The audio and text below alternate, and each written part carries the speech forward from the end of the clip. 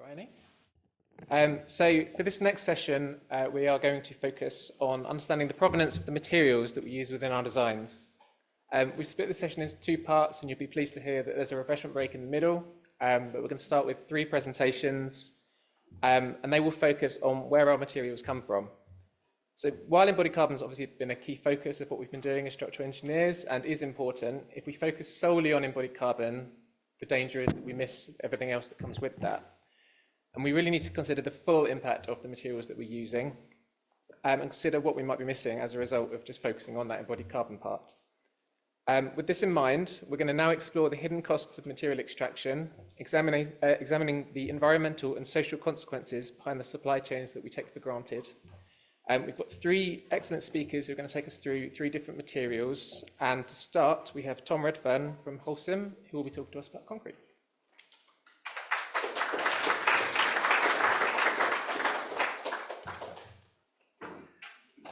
Hi all, and thanks for having me here today. I can't help but feel it's going to be a bit of a gear change from where we've just been, so bear with me and hopefully it's useful and kind of helps put a bit broader context. I really want to spend the next 15 minutes giving a bit of background about what us as Holcim UK do, very briefly. I'm sure many of you are familiar with us, but then also talk about when we think of nature, and we think of nature within concrete, what does that mean to us and what are we looking to try and achieve? So, do my slides work? We do. So, as I said, Holcim UK, who are we? We won't spend too long on that. Then a little bit about what nature means and how that forms into our kind of what we see as an industry-leading strategy. And then a little bit of a conversation around what is our most recent piece of work, where we partner with somebody to look at, kind of do the first of an embodied nature impact of a project and what that looks like. So, who are we? For those who aren't familiar with Holcim UK, we cover everything from quarries, cement. We have a cement plant. We do ready-mix concrete, concrete products, asphalt, and we also have a contracting business which lays roads. So kind of think of it, the easiest way is everything from the moment material comes out of the ground, the moment it gets delivered on site, we're probably in that supply chain somewhere if it comes from those key areas. We've got a fairly large footprint in the UK, kind of 200 plus sites going everywhere from up in Scotland down to Cornwall and everywhere in between. I won't go through all the numbers, but you can kind of see for yourself, and our concrete footprint in particular, which is what I'm here to talk about today, is fairly significant with 85 plants across the country. I'm sure many of you will be familiar with some of the large ones in London. And behind all of that, we've recently launched our kind of what our values are as Holcim UK. So we have our parent company, Holcim out in Switzerland, and from down that we drive into these kind of key principles. And then purpose is for us sustainability. As head of sustainability, that's kind of what drives what I do every day in the business and a real lever for how we look to make change. So our next strategy, what it means to us. So first and foremost, I think when we think of nature, the first thing we think about is birds, bees, and the trees and everything else. And of course, that is a really key fundamental part of nature, and for us as Holcim UK with quarries, the biodiversity part is integral and massive for us. And we'll talk over the next few slides about what that looks like and the work that we do. But biodiversity is just one part of nature. Also within nature, we think about land. So kind of what's our impact on land when we're extracting minerals, when we're building. Also oceans, you might kind of think, how does oceans come into concrete? But we'll talk about that. It also plays a role. And then fresh water, something that we all take for granted so much, but again, is really fundamental in the materials that we use. And that comes together to kind of really formulate nature as we see it. So I hope this doesn't kind of teach you to suck eggs too much, but what I really wanted to do was just give a little snapshot, one slide on each of those key pillars, a little bit about what that means on the kind of the journey to concrete coming to a site or a project that you're working on. So biodiversity, it all starts with something coming out of the ground somewhere, whether that's limestone, granite, sand, gravel to make it concrete, or the raw constituents of cement is coming out of the ground. So we're proactively managing all of our quarries all the time, and we're really thinking long and hard about the biodiversity impact and what we can do to mitigate that and hopefully leave a lasting positive legacy. I think the quarrying industry perhaps has an underestimated real good legacy. And I wish this stat was more up to date, but by 2018, UK quarrying industry had created 8,000 hectares of UK priority habitat. We really focus hard on those kind of protected species, creating triple SIs, leaving behind wetlands, nature reserves. We often start in quite low value agricultural land and leave behind something which is far better than was there before. Of course, during the working active life of that quarry, there's a lot of things we have to do to be proactive. At Wholesome, what we've also done, and this is kind of key to what I want to talk about at the end, is we've done what we see again as kind of an industry-leading partnership with the IUCN to develop a tool that means we now know, not just in the UK, but in every quarry, Wholesome quarry around the world, what the biodiversity value is using something called BRRS. This is a relatively simple tool that's easily replicated that allows us to put numeric value on the biodiversity impact of that quarry. That's really important for us if we're going to start to measure our success and be credible in what we're talking about. We saw this very much as the first step in that journey. From biodiversity, we move into land, and hopefully you can kind of start to see how this pieces together a bit. When we talk about circular economy, when I kind of think about circular economy, I'm really thinking about what does that mean for land and reducing the pressure on land. So when we reuse, that's effectively means we have to extract less. By extracting less, we're reducing that nature pressure overall. I'll talk obviously here today with Wholesome UK and kind of what our targets are. We're really challenging ourselves to push and use more construction demolition materials, construction demolition waste in our projects, and that is all helping to reduce that land pressure. The more we reuse, the less we're extracting. Of course, what we really want to do is start to move it up the value chain. What we've probably been quite good as an industry at for quite a long time is crushing concrete and putting it as low-grade fill materials. We want to look at how can we really move that back up. The cement is the real important part, that's the carbon-intensive part. We want to talk about carbon. We want to extract that and use that back in the value chain as kind of high-quality concrete. And we're also investing in new technologies, so we can potentially combine the two. So this is very small scale at the moment, but some of you might have heard about the New Stark facility we've got in London. That takes crushed concrete and basically forces the carbonisation of that, which would typically take 70 plus years, does it in about kind of 12 hours in a measurable way, so we can combine the circular economy as well as kind of carbon absorption. Fresh water, which is an area I've spent a lot of kind of time on, something I'm particularly kind of passionate about. First and foremost, I think we can probably all agree that fresh water is given a really low value in society. We kind of typically see it as plentiful, abundant, it's cheap, and that doesn't help us in kind of really drawing attention. But fresh water is absolutely a fundamental part of the whole kind of construction process when we think of cement. Concrete, sorry.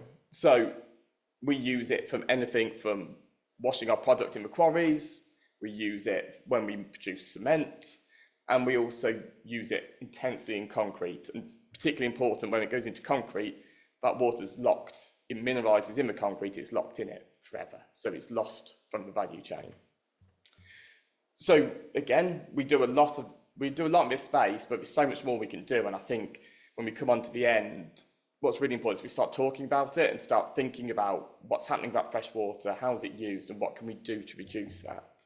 So our cement plant up at Calden has what is genuinely a world-leading closed-loop system. So we use about 11.5 litres of fresh water per tonne of cement. The global average would be well above 200 litres per tonne. Our ready-mix concrete business, if you buy concrete of us, you're looking at an average of 155, 160 litres per metre cubed of fresh water. And when that's coming from a concrete plant, that is more often than not mains potable fresh water, but not only is that essential for nature, we're all depending on that to drink. So there's things that we can do to reduce the demand and think differently, but I think until we start to really highlight it and think about it and ask questions about how our fresh water is used in the process, it's hard to start driving those conversations forwards. There's also lots of kind of positive stories. I'm not here to kind of always just spin a positive story, but our quarries also, by the way they operate, keep streams running year round and have kind of a real positive benefit at times as well as a negative benefit, which we're constantly trying to manage that balance. And the final, perhaps slightly less obvious part of nature for us is very much oceans. First and foremost, us at Wholesome UK move a lot of aggregate by ship, but a lot of aggregate and cement is moved by ship across the world. About a third now of UK cement consumption is imported. That is pretty much all coming into the country via ship. So we do use the oceans a lot, and shipping is something we have to be mindful of and how that operates. We have our Glen Sander super quarry up at the coast in Scotland, which some of you may have heard of. It's certainly the UK's largest granite quarry. Also regularly told Europe's. Couldn't quantify that, but that is only accessible by ship. So everything leaves that quarry by ship. Circa 6 million tonnes of granite a year leaves Glen Sander by ship and often comes into the London market. We also have what we say is a relatively modest marine dredging operation, but nonetheless we have a dredging operation as well as many kind of aggregate producers do, and we need to think about how that impacts on nature, and it's an area we're trying to really look into and explore further at the moment and think about. So how do we kind of tie all this together? So last year we launched our nature strategy. It's aligned to the science-based targets for Nature Network, of which our parent company Wholesome was one of the first 3 companies in the world to kind of align with. And it sets it out in the framework we've just described, so biodiversity, land, freshwater, oceans, and follows 18 kind of actions following control, guide, and influence. I'm not going to make you all go through that today, don't worry, but it's there, available to take a look at, and happy to discuss in kind of a break. I suppose what we did when we set out on this journey is we want to aim towards a nature positive future. Wholesome UK on its own will never be nature positive, but we can work together as an industry to support a nature positive future. And we know that the targets are out to 2030 to reverse that trend and start on that kind of positive trajectory. And that's where we wanted to set our strategy out to. But when we started, we soon realised there were so many unknowns in this space and there's so much changing at quite a rapid pace, it just was impossible to write a strategy out to 2030 because we just don't know what the regulatory landscape will look like, we don't know what the momentum will be, and we don't know what the changes in thinking will be in that time. So we developed a strategy out to the end of next year with a view to give ourselves time to reflect on hopefully how far we've come in the first 2.5 years, and then go again out to 2030, really setting a clear stall out on how we're going to measure and then support that nature positive future.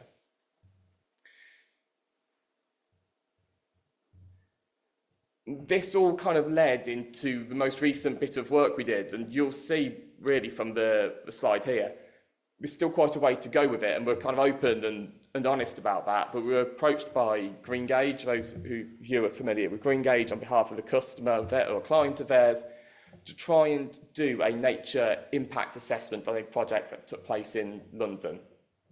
And we said, sounds great, definitely keen, passionate about it, shouldn't be too hard. Turns out it was very hard, because when you try to retrospectively look back at a project, see what you've done, it's really quite difficult. We were really fortunate as Wholesome UK and as a concrete producer, because the supply chain is relatively small and focused on us and relatively local for the most part. So we had quite good visibility for products from start to finish. But when we started to look back at what went into those products, the systems were never designed to do that. The recording just wasn't there because we never asked those questions. So it's really started to make us think about how that works. So you can see we kind of set around the first 3 principles. The first was biodiversity. That's why I referenced the BERS assessments that we were doing previously. There's freshwater and freshwater demand, which we can absolutely do for the concrete that we've used.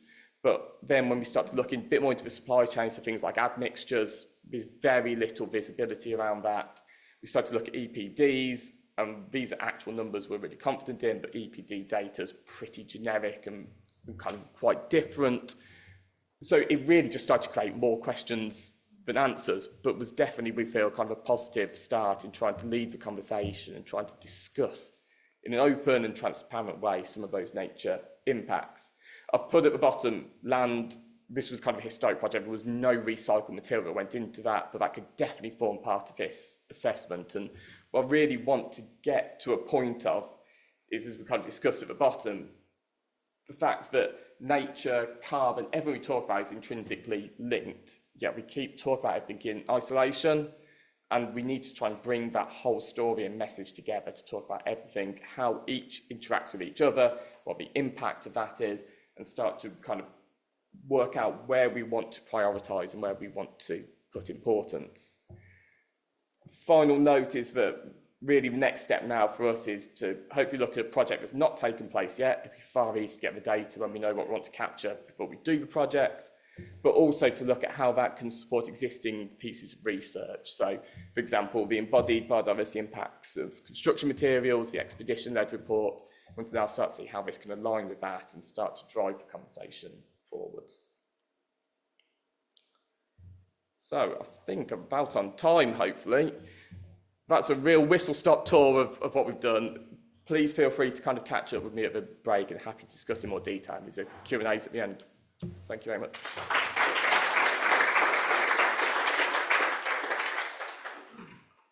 Thank you, Tom. I should have said at the start, so we will have time for questions at the end of the 3 presentations. If you want to add questions on the Slido as we go, or we'll have a mic going around during the sessions afterwards as well. So up next, we have Annalisa McSweeney from Built by Nature, who will be talking to us about timber.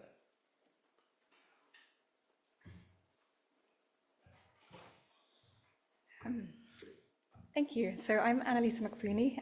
I'm the UK Networks lead for Built by Nature. I was previously an architect and was on the steering committee of Architects Declare. And I hope that I have the right slides. So I managed to send over some slides to Bryony from a presentation last week. So let's hope we're good to go. But I'm going to be speaking to timber provenance and the importance of responsible use and sourcing of timber. So for anyone who doesn't know Built by Nature, our mission is to lead a global transformation of the built environment by accelerating the use, or the responsible use, of timber and bio-based materials for the benefit of climate, nature, and people. And why do we focus on bio-based materials? Well, this comes down to the 3 S's, which are sequestering, storing, and substituting. And I don't need to tell you all in the room here, but as plants and trees grow, they sequester carbon from the atmosphere that would otherwise contribute to atmospheric global heating. They store that in that plant matter. And then when we use that plant matter for very long-term, high-value building products, we store that carbon into the built environment, creating a carbon sink. And we want to keep that carbon in the built environment for as long as possible.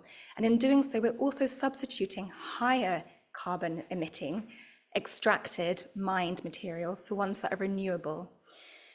And we also see the benefits of bio-based materials to human health, supporting local communities through more responsible and transparent and tangible supply chains, and the impacts on biodiversity too. So our theory of change plans our activities towards our 2050 vision, which is to have a built environment that's in harmony with nature. And we do this by connecting our key stakeholders and building collaborations through networks. We then enable solutions to the key challenges that those networks bring forwards to us through a grant-making fund.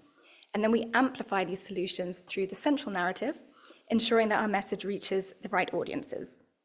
So our fund and networks have really increased the quantity of knowledge that we are amplifying. And this knowledge ensures that we remain evidence-based and that we have an evolving narrative as we engage with the broader sector. So all the studies that we have available are open source, which is something that Bryony was speaking to before, but you can access them on this QR code, which is a bit fuzzy, but still works, and that's to our Knowledge Hub. So we know that timber isn't going to replace all steel and cement, at least in the short term, and we're going to need hybrid solutions and very informed choices. But we really believe that timber is an underutilized technology, and it is available today. And by growing the timber sector, we're strengthening local economies, and we're creating jobs in forestry, processing, and manufacturing. And we look at the whole supply chain. So the forest is not to be missed by Built by Nature. We are working together with the supply side, especially with organizations like the CSFEP, with some work that we're doing in East Africa. So this is trying to make sure that we take the full picture into account. So I'm just going to share some slides from our own annual survey, which we run every year. And these show where the challenges lie in the uptake of timber construction. And a disclaimer is this is a snapshot from our network and those who responded, so it's not representative of the whole industry. But we do really see a correlation between the data and what we have on the ground. So I'm not sure I mentioned, but we have networks in 6 countries, including the Netherlands. In the Netherlands, we've seen a really positive story of fast change, and that's quite represented in the responses that are coming back from the Dutch network. In the UK, however, our front-running organisations give much higher impact ratings to all the challenges. So that's maybe reflective of some of the higher challenges that we're seeing in the UK.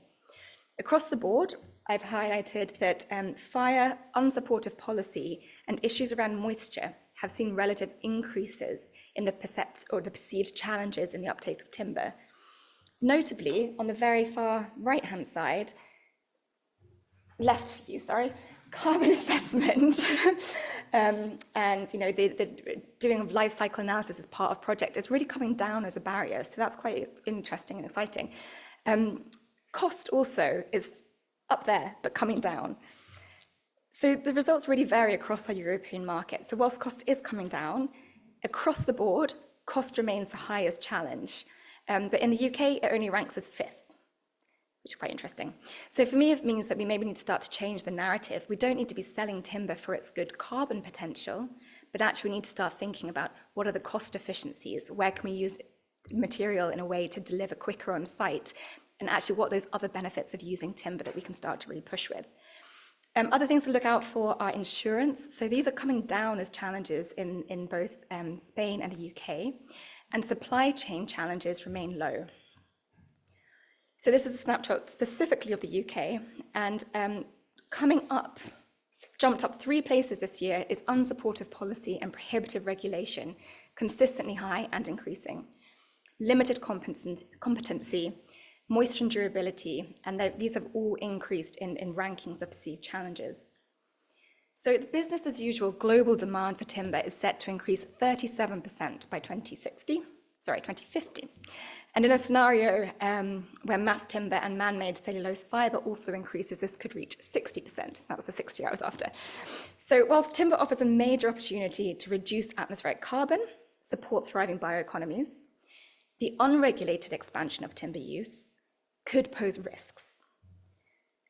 So some of those key risks around deforestation and carbon emissions. So this goes down to unsustainable logging, where we destroy ecosystems, land conflicts and inequality. Local and indigenous communities risk being displaced, and these communities often, the profits are bypassing them. So where is that profiting from that land going? Monoculture plantations, there's a risk to harming soil health, reducing biodiversity and increasing the vulnerability to disease and fire. And then there's also the risk of greenwashing and weak regulations where there's poor traceability. So some examples that have reached the media, this World Forest ID study showed that nearly 50% of birch samples that were certified by PEFC or FSC were misidentified. And this is showing that illegal timber is likely entering the UK. I do note that birch plywood is only about a 1.2% share of our timber use, so it's relatively small, but the amount coming in is quite large. And there's an estimated 1.5 billion euros of Russian and Belarusian timber entering Europe since 2022 when the sanctions came in. So these findings expose weaknesses in certification schemes and the urgent need for more robust traceability. Similarly, when we think about global biodiversity loss and the role of wealthy nations, including the UK in that, so we really drive major biodiversity loss overseas, where we have higher demand for food and timber. Wealthy nations often destroy about 15 times more biodiversity overseas than on their own land and within their own borders. And this is where we have conservation projects, for example, in Europe, where we shift production of timber and our food elsewhere, and we create a biodiversity leak. So we think we're conserving our own land and biodiversity, but that's just being spread out elsewhere. So we really need to have, an urgent reduction in the high footprint commodities that we're used to consuming, but then also a more global conservation approach to where are these really rich biodiverse areas that we need to be protecting. So Built by Nature has funded several projects related to these themes. The Impact project led by ASBP aimed to increase the traceability and transparency of mass timber supply chains, and also bridge the gap between construction and forestry. So the supply chains of 10 mass timber buildings across the UK and the Netherlands and Belgium were traced back to the forest of origin, and these were then presented in supply chain maps with QR codes. So as a user of the building, you could go in and you can check metrics about where the timber came from, what's happening with the biodiversity in that source forest, and so on and so forth. So some of the key learnings: that biodiversity in forestry is complex, it's poorly measured, it requires better metrics and robust certification, and resource-intensive traceability. The good practices include mixed species, deadwood retention, buffer zones, and natural regeneration, which can help commercial forests support biodiversity. So some of the recommendations that came out of the ASBP is to strengthen certification, and they're working very closely with PEFC on this project as a partner, with biodiversity indicators, improving the supply chain transparency and educating the construction sector to really value biodiversity in specifications. Another project was the Future of Timber, and this was led by Evolving Forests. They are investigating the outlook of timber in the built environment. And they engaged about 200 experts across different supply chains. Some of the outputs were online learning resources and short films, but their key takeaways were how vital research is for enhancing the use of varied timber species, that we need to localize timber supply chains and make this supported by technology to really allow more efficient and small-scale manufacturing. And then also bridging the gap between sustainability-focused forestry and investors being crucial, because then we get market-driven solutions that balance both economic and environmental priorities. So this year, Built by Nature have focused on developing the principles for responsible timber construction, together with the FCLP. So this is the Forest and Climate Leaders Partnership. And we developed 5 principles, which together create a framework that can apply globally to responsibly manage the demand for timber. And we want to lead to positive outcomes as this demand increases for forestry, climate, nature, and people. So we know that the EU has quite strong certification schemes, but this is not the case necessarily globally. And these principles establish a common language across the value chain, and they're about the responsible management of resources. So at COP28, 17 members of the FCLP came together, and they formed an initiative, greening construction with sustainable wood. So Built by Nature really leapt on this as an opportunity, and since then, we've been working with the FCLP and other partners, including Bauhaus Earth. So Bauhaus Earth are working on guidance documents, which are to be published soon. Built by Nature have been working on an implementation framework. So this is how can we apply the principles in practice across different stakeholder groups. And we've also been working on pilot projects, as I mentioned, in East Africa, looking at local networks, working with supply chains in Kenya, Uganda, and Tanzania. And then finally, we've been building global political support. And this is in a lead up to COP30 this year. We have a couple of members of our team who are going, and we've had several national governments already endorse the principles, that they'll adopt them, but we're hoping to kind of get much more global endorsements and adoption at COP30. I can skip that slide. So what are the principles? There's 5 of them, as said. So the first one is about extending the life of existing buildings. Retain and reuse first. We need to question the need for any new build and prioritize timber only where it's necessary. We still need to treat it as a scarce resource. Then it's about accounting for the whole life cycle of carbon. So separating emissions from storage, and then providing transparency about end-of-life reporting, what's happening with that timber. And ensuring sustainable forest management looks at forest management as an evolving practice. It's something that we're going to change our understanding of over time and making sure that remains sustainable over time. Then it's about maximizing the carbon storage potential of wood. So this is around material cascading, directing virgin timber to their longest life applications first, keeping it in those applications, and then retaining that value through reuse cycles. And finally, is the timber building bioeconomy, promoting the economic benefits to governments and policymakers.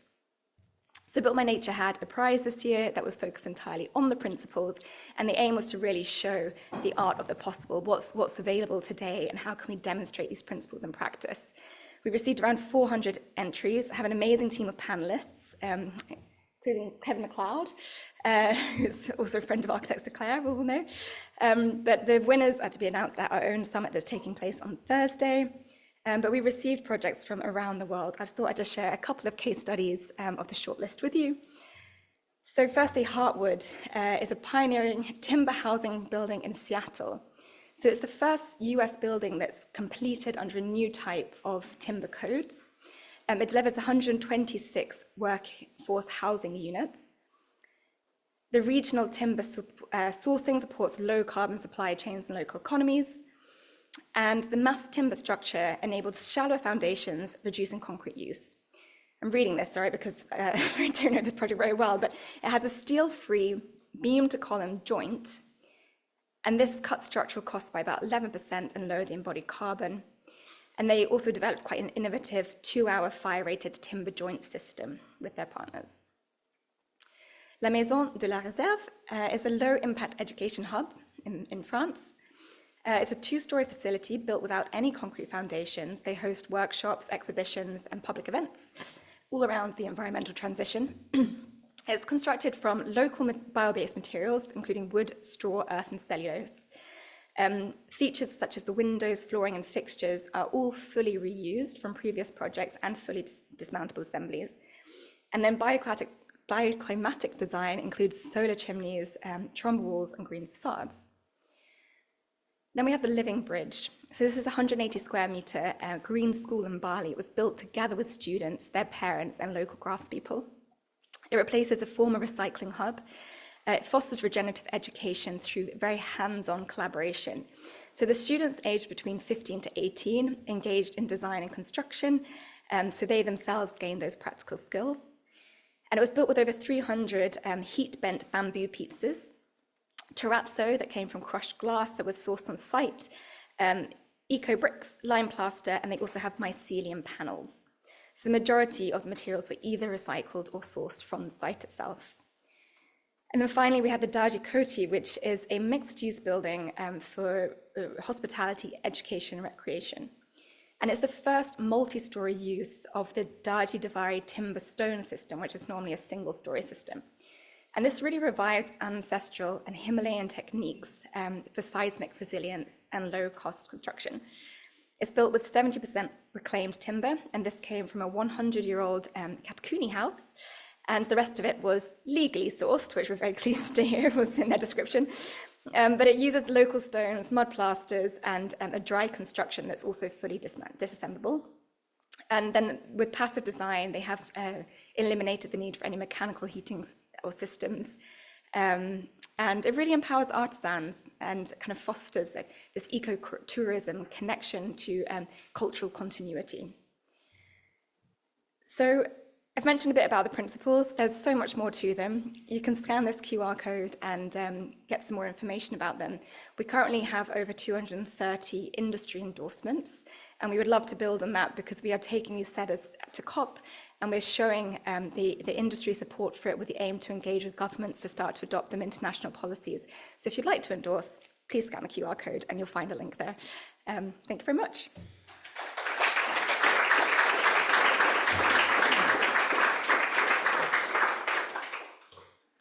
Thank you, Anna. Last but not least, we have Martha Lewis from Henning Larsen, who will be talking to us about PFAs. Martha's online. Are you with us, Martha? I'm Martha Lewis. I'm an architect. I'm head of materials at Henning Larsen, and I'm here to present our PFAS in construction products project that we've spent the last year working on. My team is composed of other engineers from Søren Jensen, from WSP in Denmark, and from the Technological Institute, the Danish Technological Institute. And we also collaborated together with a NGO to have the political leverage arm of the project activated. This project was funded by Riel Dania and by the GE, the Danish Landowners Investment Fund.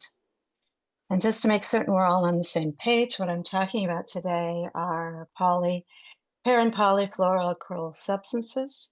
This is a very large group of chemicals that are all synthetically manufactured. They have incredible qualities, resistance to heat, to grease, to stains. You know them from outdoor gear and from cookware and from food packaging. But due to their fine qualities such as durability, robustness, long life, low maintenance, fire retardant properties, stain resistance, UV stable, they're also quite useful for construction products. So due to their very strong chemical bonds, many PFAS are quite persistent in the environment and are found in 99% of the human population's blood and on all continents. They've also, because of this, achieved the nickname forever chemicals. And here we have on the screen the project from Le Monde's Forever Pollution Project, documenting the sites of known contamination of PFAS and also presumptive contamination in the EU states. I have a zoom in on the UK map, which of the 23,000 sites that the Le Monde and other journalists have identified, there are 1,500 in the UK. So this has actually been quite a hot topic in the EU. Nearly 3 years ago, the EU, 5 countries, including Denmark, sent a proposal for restriction into the EU, and it has been in hearing for an extremely long period of time. The draft has just been published this summer, so the conclusion of this hearing process. And as part of this draft, also part of the original proposal, in the very last paragraph, is some very useful material if you're going to be testing for PFAS, either as experimenters like we were or as a manufacturer, but the restriction limits are included. So I won't go into detail about this, but we use this very heavily in the work that we did in the testing. And our intention was simply to see, well, what does it look like from a Danish perspective? What can we see in the literature? And then what can we then learn from these groupings that have been tested in the literature to analyze in our own testing? We had about a year and we had a nice bundle of money to do testing, but we wanted to make certain we were testing the right products. So based on the literature assessment, we produced this PFAS circle, which indicates what we've found. There are 5 very solid academic reports on testing. One of them is not testing of products, but an analysis of patent applications to see where is PFAS actually listed as one of the ingredients in a patent application. So between those 5 studies, we then produced this circle based on what type of substance was identified, and based on the results of the other studies' conclusions, whether this product was then, whether the PFAS was a non-polymer or whether it was a polymer. The pink is polymer. And then for all of these, whether it was actually in the product itself, whether it was a surface treatment on the product, or whether it was both in the product and in the surface treatment in all of the 5 surveys, other surveys that we looked at. So taking a look at this and then making some very clear decisions about what do we want to work with. We identified 8 different product categories, and we were looking very clearly at the Danish building market, not just the business to business market, but also what is sold in the building, in the hardware stores, and what are consumers also working with. We looked at products that would have potentially a second life, because of course this is a huge discussion when you're working with new products that potentially have PFAS on their recyclability or their reusability in a circular economy. So with all of these criteria in mind, we chose 44 different products from these 8 different categories. And the results of our testing looked like this, where out of the 44 products, we have 11 pings where there is some indication of PFAS content. As you can see, for each of these different products listed on the screen, we have at the top, we have the results from the total organic fluorine, and then another test that we ran, which is a specific PFAS substance, a target test. And of these 11, I'm going to actually take the next slide because I think it's more legitimate. This is showing essentially of the 44 we tested that we're finding 25%, however, have some indication of PFAS. However, I think it's very important that we are referencing the coming proposal and we hope the new legislation for PFAS in the EU, and highlight those products where we're actually going over the proposed limits. And those are here highlighted in red. So some of them are markedly higher. For example, the aluminum sandwich panel, which is a 4 millimeter aluminum on both sides with a polyurethane core. That's way off the charts. The limit value is 50 milligrams per kilo. And the other one that's quite high is mineral wool at 616 in terms of the TOF.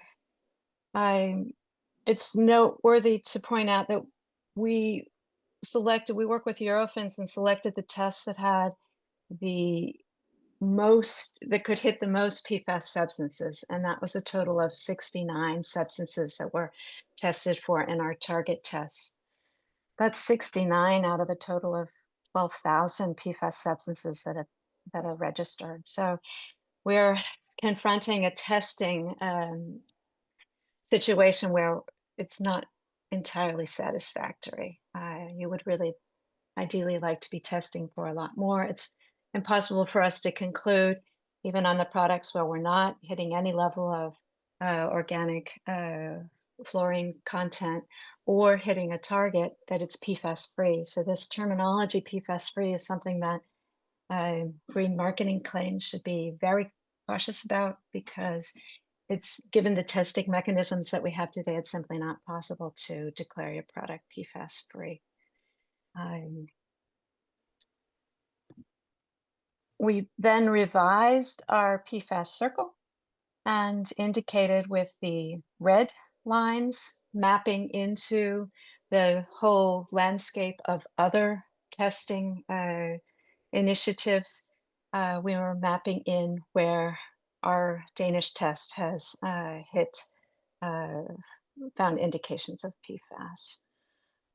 In our work, we did not identify whether it was in the product or on the surface, or whether it was only a fluoropolymer or whether it was a non-polymer. We're just indicating that we found some indication of the PFAS. The other point to make with this circle is that this indicates that some study somewhere has found an indication of PFAS in these particular product categories.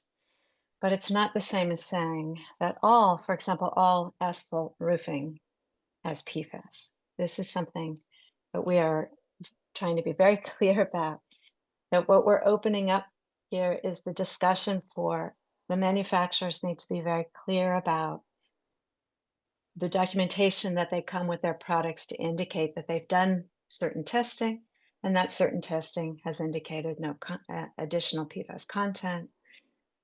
But it is not necessarily, the circle doesn't indicate that all metal surfaces or all facade panels have PFAS in it. It's the potential for that.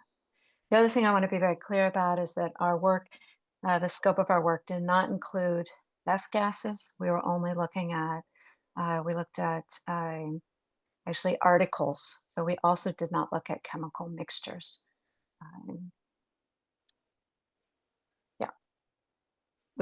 We have a publication that is unfortunately at this point only in Danish. I'm working on the translation and showing the pages of our recommendations here have been translated to English. This will take a little bit more time, but hopefully before the end of this year, we'll come out with the English version of this. I imagine you can't read this, and I would just like to highlight a few of the recommendations for clients, consultants, and contractors. The number one recommendation is to set requirements for manufacturers and suppliers. Be proactive with your program, but also number 4, be proactive with your tender material. And I can say very specifically, be very specific when you use the word PFAS, refer to the OECD definition of PFAS if you're putting this into tender material. This will be much more useful for manufacturers who are then in a position to either test or then understand what it is that when they declare, what are they declaring or what are they testing for. Number 3 is also quite interesting. As a consultant, be quite aware of what your actual needs are for the materials that you're speccing. Do you really need a water repellent product or a water repellent surface in this particular usage situation? What are the performance requirements, and make certain that you're not over speccing for products. What we saw was that a lot of the PFAS indications in our testing were in surface treatments and were fluoropolymers that are used in either flooring surface treatment or in facade surface treatment. Advice for the manufacturers and suppliers. Number 1 is to begin to map PFAS that could be in your production and to do the necessary testing. The legislation is not in place, but it is on its way. So be in front of this and know what's in your, not only in your products, but also in your supply chains. Educate your employers and customers, and use digital tools for transparency. Work with material passports, and work with consultants who are active in, and clients who are active in demanding digital tools for transparency in projects.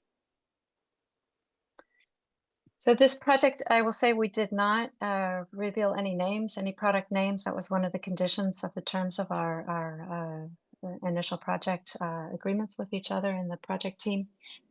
There was another project I did last year where we looked at PFAS and other chemicals in paint, where this was done with the Danish Consumer Organization, and they published the names of specific products. So we have 2 paints out of 30 interior paints that pinged off for very high content for fluoropolymers in paint, and that was Ferro and Ball, and also a Bilke Tendence wall paint that also has the EU EU flower label. And another question that I got recently that I think is very useful is that, is there any way, if you don't know very much about chemicals, or if you don't really know very much about PFAS, to, on a superficial level, understand where could you find PFAS in a building product? I could say you could see it in the name of certain surface treatments. If you have PVDF, there's a good chance that that's a fluoropolymer. In your powder coating, for example, in aluminum facades, it's also used on faucets, for example. The other giveaway is ETFE textiles. These are used in architectural facades as well. So this is also a form of PFAS. So these are 2 easy shots to be clear about what is it that we perhaps don't want to be introducing into our projects that could be introduced into a longer life cycle in our environments. Thank you very much.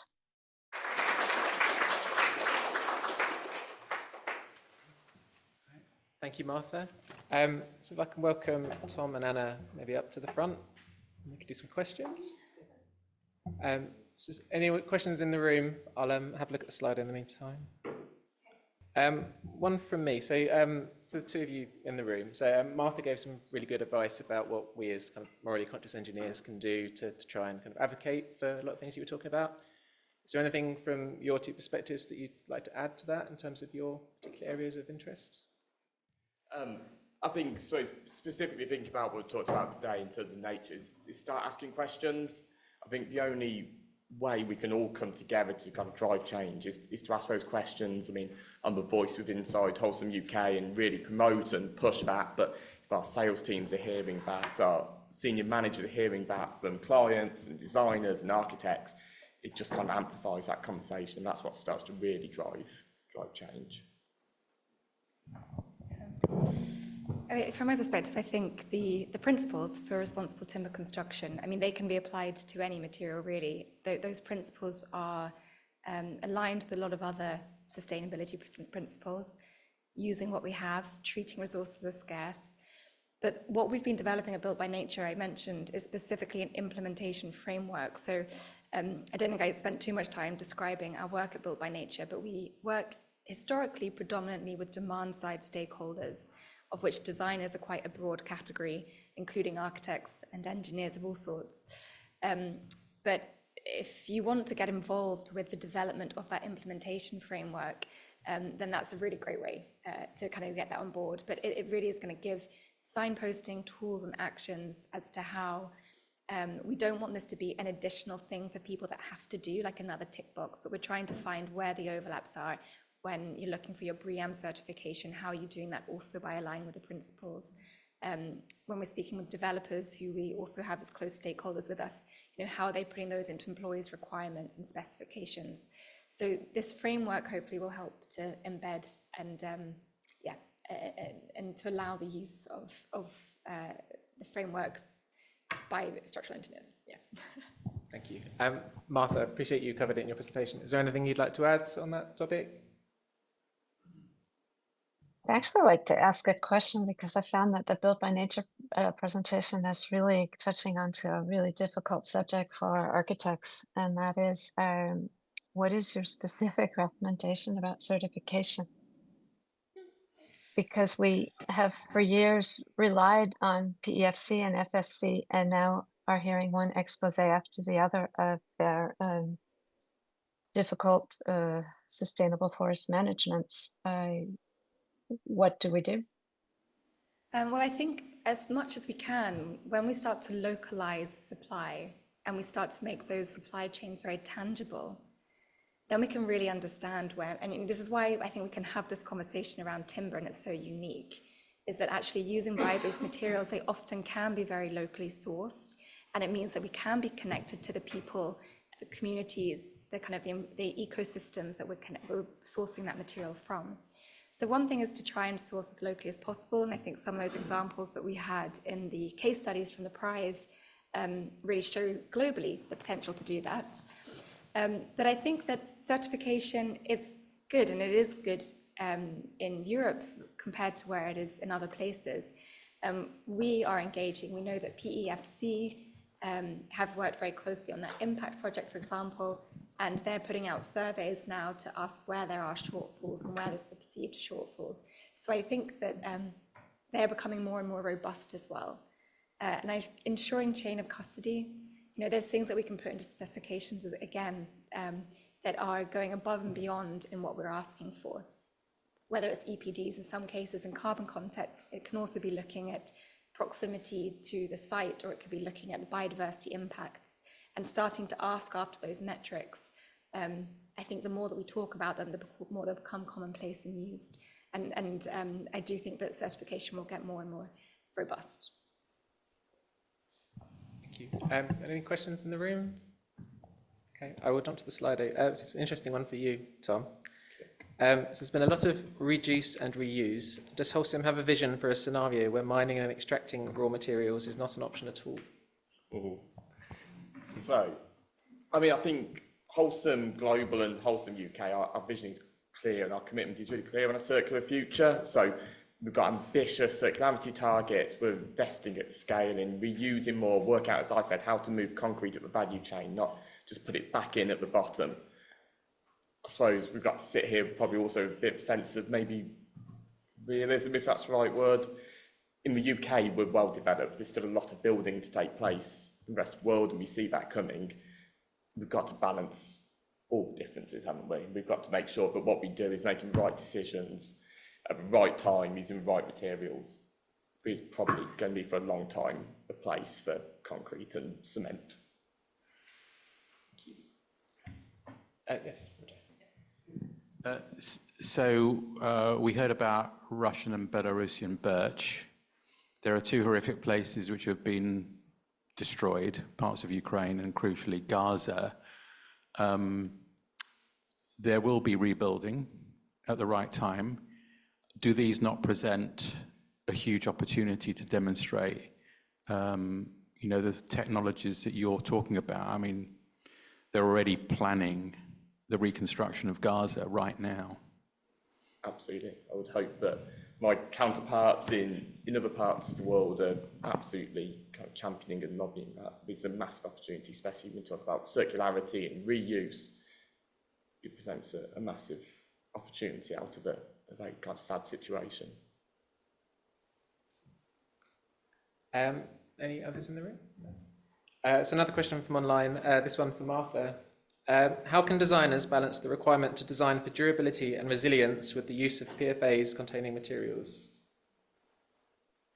Well, we haven't always had PFAs. It's a post-World War II development, so it's not something that is absolutely essential for the built environment. It's just that clients have really fallen in love with the concept of no maintenance and incredibly long life, and I think that we have to revive an approach to maintenance that actually requires an investment on a regular calendar basis. And I know that this is absolutely not a popular approach to our built environment, but I think that it might be what might be necessary in order to phase out some of these incredibly over-durable problematic substances. Just on PFAs, and maybe a question for yourself, Martha. So it's a bit weird talking to you on the screen when I'm sat on the back to. But to dispose of PFAs needs really quite high temperature incineration often, and we know that's a challenge in this country, particularly at the moment, in terms of capacity and facilities. How do you foresee the safe disposal of the PFAS-containing materials that are already out there, and whether that's going to end up taking place abroad, or whether we need to scale up in the UK to deal with that? I'm sorry, I'm just not the person on the project team that could really field this question well, because I'm more the communications person and the architectural materials, and not the how do we get rid of these hazards persons. I'm going to have to take a pass on that. No problem.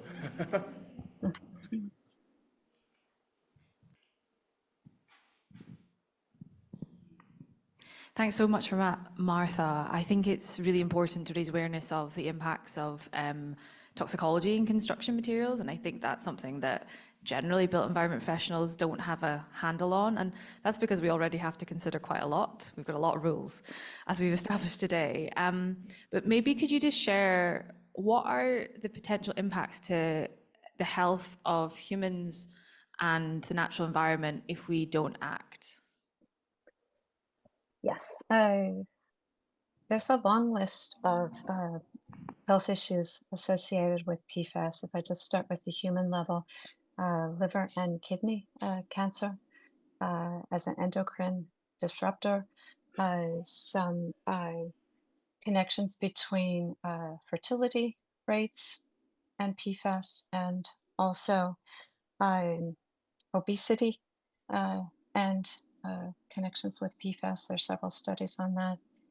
But I think one of the most concerning is that this is not a human-centric problem, and that what is perhaps even more challenging is that we're seeing contamination, endocrine disruption in the environment that has spread on a global scale. So that if we also acknowledge that we are not the only important living creatures and the center of nature, but that we also look at what the impacts in the environment to other living creatures are, that this is where we need to also take really clear action and prevent the problem at its source, and that is to stop the production of new PFAS and inclusion of PFAS in building products. Ed?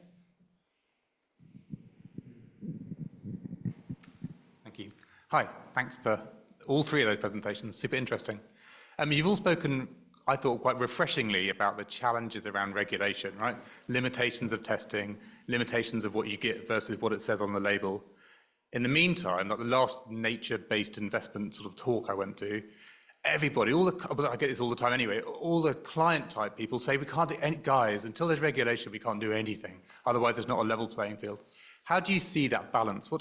I think you're going to say it's chicken and egg, but how do you see that balance between, is regulation the right way to drive change, or is there another more sort of ethics-based or like just general industry drive that is more effective? Just a simple question.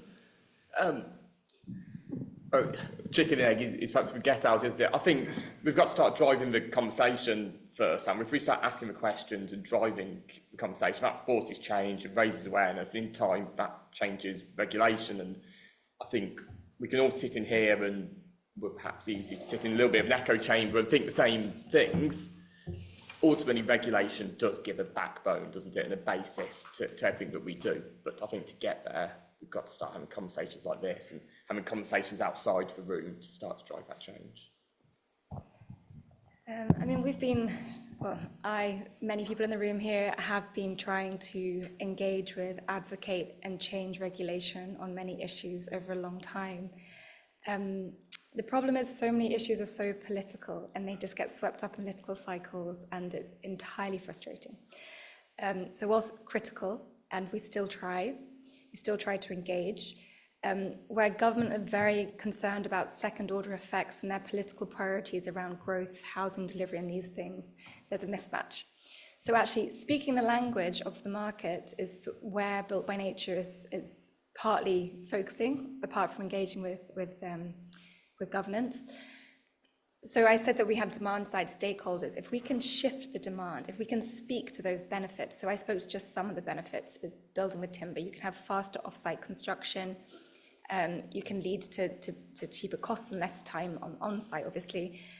Health outcomes for the eventual occupants, decreased kind of rates of sickness or employees being unwell or unhappy in work environments. All of these things are starting to be recognized with more and more data. So collecting data on these benefits is one thing that we can be doing. The other thing, let me just remind myself what I was thinking of. I've just completely lost it. It happens. God, total brain fog. I had another really important point. Oh yes, money. So there's the incentives of why someone who's commissioning a building might go for a certain route, but then we're also trying to quite proactively engage finance. So one of the grants that we have just launched is looking at low carbon development finance frameworks. So actually, how can we engage with the banks, with the financiers, with those who are giving loans to development, to create incentives through the financing to achieve outcomes that will incentivize bio-based materials.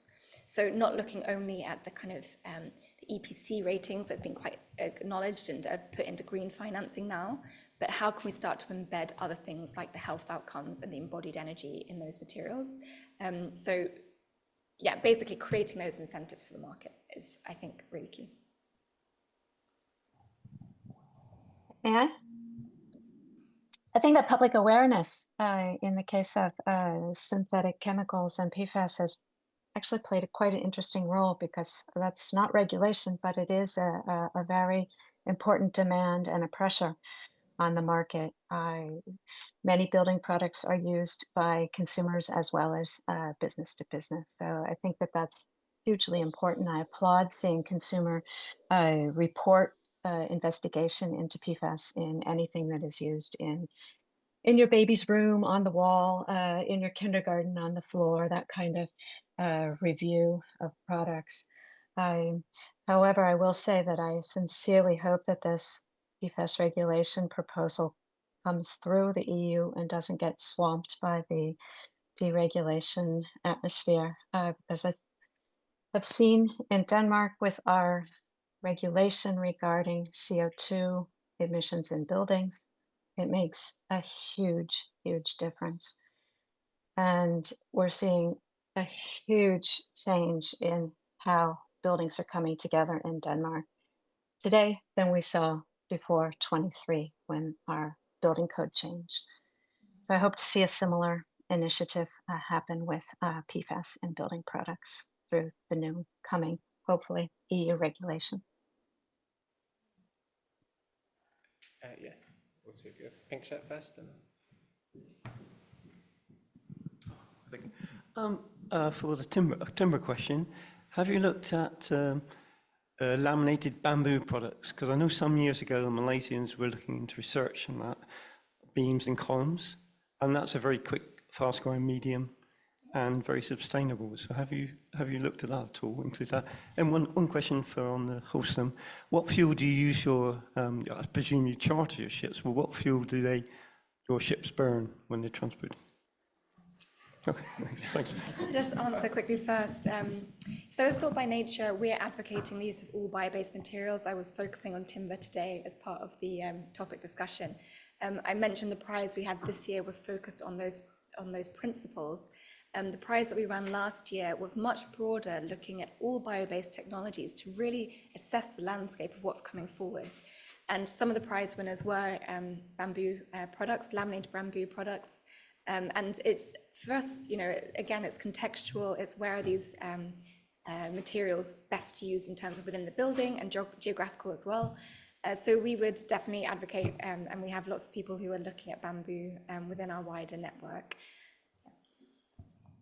So, do you have a question as well? Yeah, well, just perhaps, but as the session is about provenance, I think as engineers, when we're designing things, we do try and control the provenance of materials, but the provenance of materials, but it's often very difficult. In the case of timber, perhaps this is something that Anna could give her opinion on. It's not really a question. It's perhaps something that all of us can comment on. But in the UK, I think C24 timber. There's no you can't source C24 timber in the UK. You can only source C16. So, and I get the feeling that engineers sometimes over-specify when they're designing in timber. I've been known to do it myself. So, is this something that really should be left to the design engineer? You were talking about legislation on that sort of thing. I mean, should there be a tax on C24 timber to encourage people not to use it? Maybe the members get a little bit bigger or whatever. You have to check the deflection or something. But it's in the scheme of things, it's not that big a deal on a lot of buildings. How much is this really? Should this really be left up to the engineer's ethics and morals, and how much do you believe it should be legislated against or taxed against? I haven't heard that before, the idea of a tax on C24 timber, but definitely it does come up as an issue. It's kind of, I'll just kind of quickly refer to another grant that we have been supporting that's underway. It's called Using Wood Well. It's led by Adrian Campbell. And he's done a big assessment of many timber buildings, mass timber and other buildings, to try and understand metrics for where is timber used well and when is it, what timber do we need to be where. So I think firstly, the role of the designer can be about understanding, how should this timber best be used? And then it's a question of where it comes from. I think showing demand for certain types of timber and understanding how we could divert a lot of the timber that in our forests are put straight into pallets, and fencing. there's opportunity to use timber in ways where it doesn't always have to be mass timber.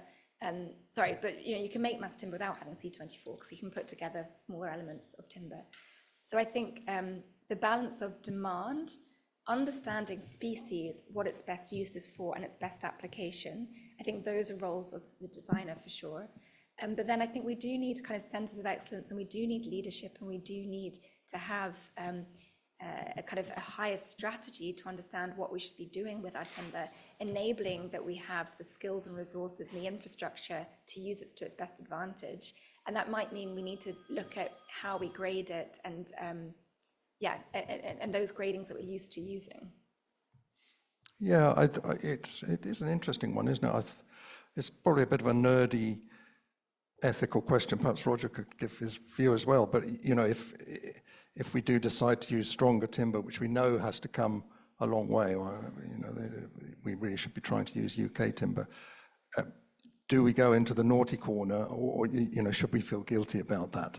Well, the UK, after China, by volume, is the second largest importer globally of timber, and we're a tiny country. So I think we're going to have to always understand that there is going to be a reliance on imports, but we need to think about a more kind of global picture. We need to put the timber that we do have to its best use possible and consider where we should be using it. We should be really thinking through those principles of cascading uses of existing timber in the system already and when we need to be building the timber. But then there will be situations where we need to import timber as well and find the lowest impact means of doing so. Quickly round us up, Roger. As invited, from an ethical perspective, there are a couple of issues here. There is a simple solution to a lot of these issues, which is if we all had personal civil and/or criminal liability for the decisions we make at work, instead of hiding behind the corporate veil, then we'll be making decisions very differently from the ones we make now. Secondly, regulation and the law always follows moral development.